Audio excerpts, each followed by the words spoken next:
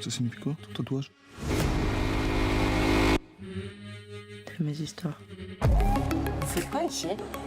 Pour taper les bécanes? Pour plaquer les numéros? Vas-y, bouge de là. Bouge, je t'ai dit. On va dire que le point d'origine, c'était... J'étais encore à l'école, à la Fémis, et je suis tombée sur des vidéos qui étaient à l'époque assez virales, où on voyait en fait la performance de ces riders. C'était sur Instagram, sur YouTube.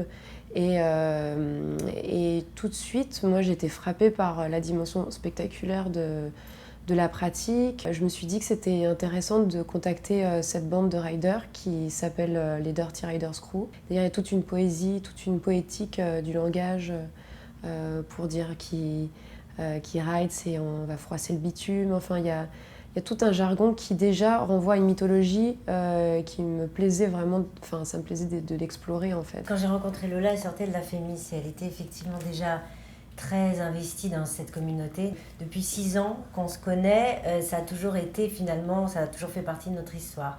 Et elle m'a initiée évidemment à leur rassemblement, donc j'ai pu voir vraiment leurs rituels, leurs pratiques, leurs performances, tout ça.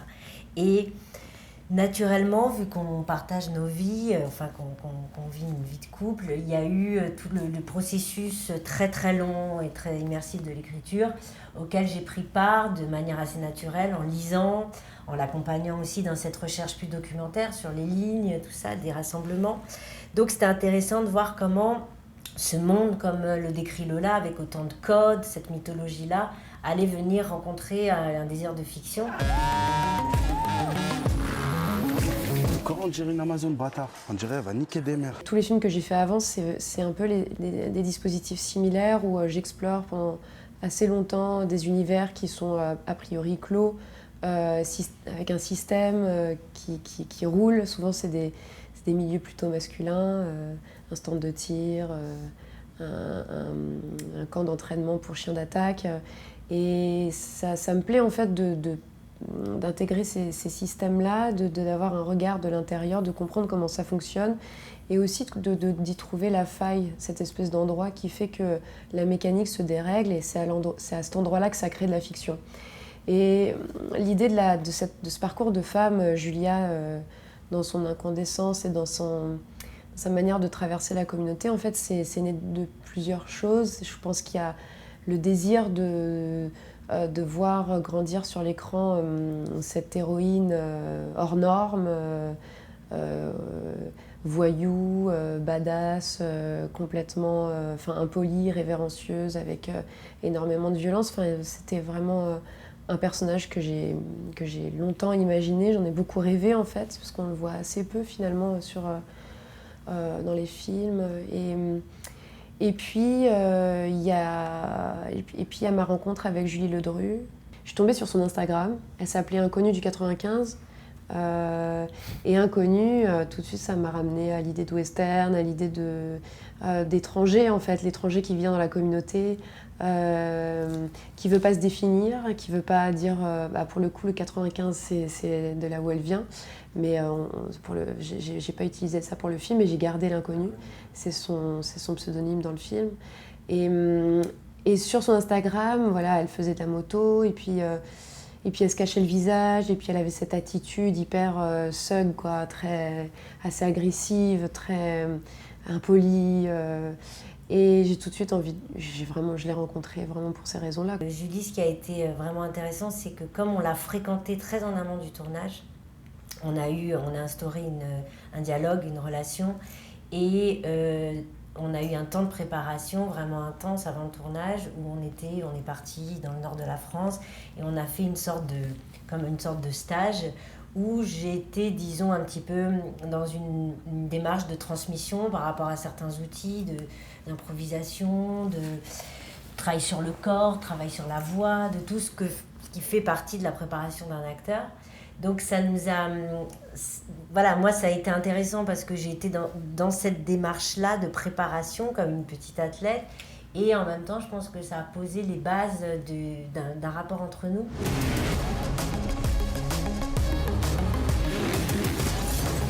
C'est elle la nouvelle poule aux odeurs, les gars. Moi, c'était très important que les acteurs du film soient traversés par la passion du cross-bitume et soient riders et C'était déjà pour être proche de leur vérité. Et donc oui, j'ai eu la chance de rencontrer Julia Lyon, donc, qui est directrice de casting et qui s'est occupée vraiment de faire le casting de A à Z, mais en me faisant rentrer en certains stades, c'est-à-dire, en fait, elle travaille par groupe, c'est-à-dire elle a commencé par publier des annonces, ça a pris un certain temps, ça infuse, et là c'est là où ça devient intéressant, parce que du coup, c'est les communautés qui viennent à elle. Et après, on a travaillé avec une équipe de cascadeurs dirigée par Mathieu Lardot, donc une équipe vraiment expérimentée. Tout de suite, il a compris qu'il ne fallait pas forcément trop les cadrer, mais et voilà, imaginer un cadre un peu invisible, c'est-à-dire un cadre de confiance, avec des règles, mais pas trop, pour les laisser libres en fait.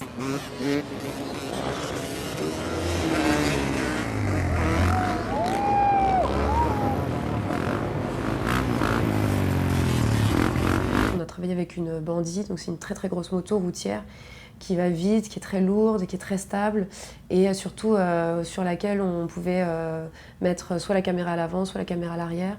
Et donc avec cette moto, on a pu filmer par exemple toutes les séquences de ride où Julie Ledru, elle est amenée à conduire les 450 qu'elle vole. Donc c'est tous ces plans, un peu séquences de ride et de vitesse. Et pour les scènes de rassemblement, on a travaillé avec un Polaris, donc c'est une forme de... C'est pas un quad, mais c'est une sorte de buggy, donc il y a 4 roues,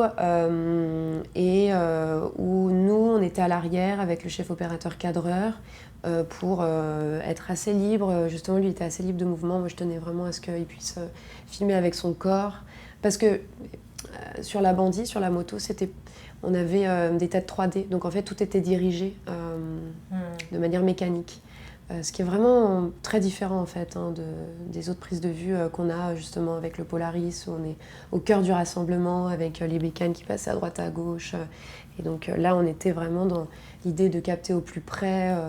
On avait un zoom, ce qui nous permettait vraiment de se rapprocher des moteurs, de l'embrayage, des poignées d'accélération pour être vraiment dans l'énergie de cette mécanique de ces chevauchés. Le cross bitume, la bike life, c'est un phénomène qui est né aux États-Unis, à Baltimore, à Philadelphie, et qui a traversé l'Atlantique dans les années 2000 avec les rappeurs et les vidéoclips en fait. Et donc c'est la culture américaine, elle est infusée dans mon film. Donc on verra comment ce public réagira, mais l'idée de rythme aussi, de jamais laisser... pas laisser de répit, c'est un film d'action aussi. Donc un film où on a très peu où on peine à souffler, à respirer, on respire qu'à la fin en fait. Mais ouais, j'ai hâte du coup de recevoir un peu les impressions des spectateurs de Los Angeles.